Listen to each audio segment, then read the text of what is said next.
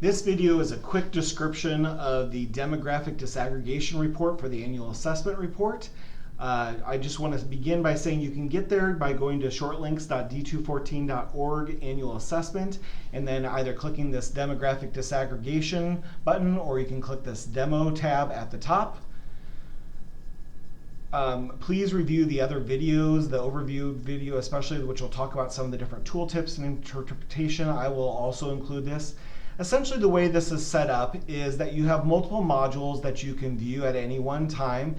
There are features like if you click on this information button, you'll see that it tells you what the key question that this particular tile is trying to describe, as well as some information about that.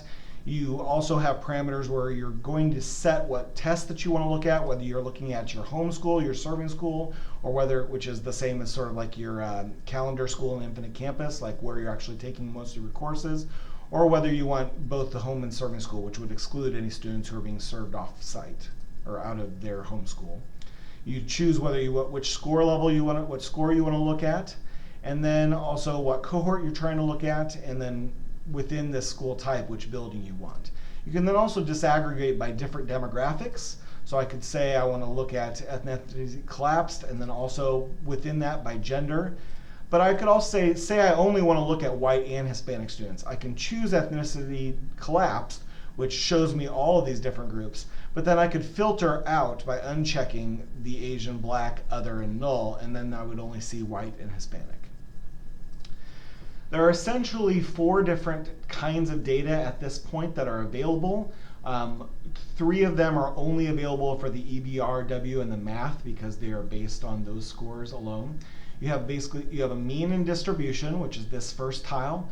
This mean distribution will show you what the average score is for student. Like for instance, this is the average for white students across the district was 568 on the SAT for the cohort of 2020. And you can see the distribution. If you hover over each one of these bars, you get a tooltip that actually interprets what you're looking at.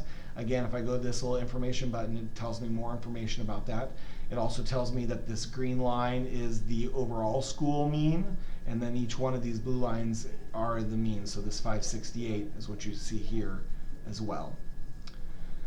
You can toggle each one of these different modules on and off by selecting this. So if I was done looking at the mean distribution or I didn't want to see it at all, I can select that button, and after a couple seconds you'll see that goes away, and now I'm only seeing these different sorts of data. These next are the EBRW achievement level, which will show you what percentage of students on the SAT for the cohort of 2020 on the SAT, for example, on the EBRW, what percentage of students are at each of the D214 achievement levels that have been defined. So you can see that 65% of the white students were at level 5 versus only 24% of the Hispanic students. Again, if I hover over this, not only does it tell me exactly that, 24% of the Hispanic students in the selected category are there, but also you'll see it's giving me a quick little reference guide so I know what those achievement levels that have been defined, where those are at. You may notice that at times there will be gray bars. Gray means that there is an N under the size of 20. So for instance, here under demo category, you can see that the N is greater than 20, so it's actually showing. But for instance, if on demo 2 I had chosen let's choose IEP or 504. It'll take a second to disaggregate this. You can see now I've got within each one of the race ethnicities, I've now got it split into this. But you'll see now I've got some gray bars. And what that's saying is I can still see that it's 67% of the Asian students with an IEP are at level 2, but you can see it's only 9 students in that cohort, so it's been grayed out, which is basically trying to tell you that you should have caution in interpreting this data because of the low sample size, or the small number of students in that group. It could be really volatile and not probably a good comparison to make. You can also, so that's this EBRW achievement level. The next module is the achievement level change. What this tells you is the percentage of students who started at one level but then moved to another level that's higher, or if they started at level 5, they stayed at level 5. So for instance, we can see of white students who on the PSAT 10, so we've got SAT chosen here under test, so it's saying on the prior achievement level year, which was PSAT 10, of the students who were white who started at level 3 on the PSAT 10, 68% of them moved up to level 4 or level 5. So you'll see that's in the interpretation of there. 68% of students who started at EBRW level for the PSAT in level 3 increased to a higher level or stayed at 5 if we had been on 5. And then if I look here, you'll see that it's 32% decreased or stayed at the same level. Again, you'll see that there are gray bars if the n sizes are too small. There's only 12 students in the black population here. So those are not being included. So the way you want to interpret this is you can see that of the students who started at level 3 on the PSAT 10, 68% of the white students increased a level versus only 51% of the Hispanic students across the district.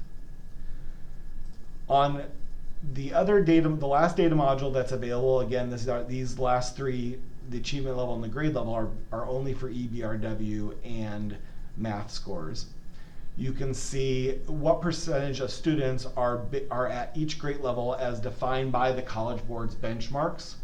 So of students who, again, on the 2020 cohort for students at their home school, based on their home school, for the SAT on the EBRW, you can see that 83% are college ready versus only 44% of Hispanic students.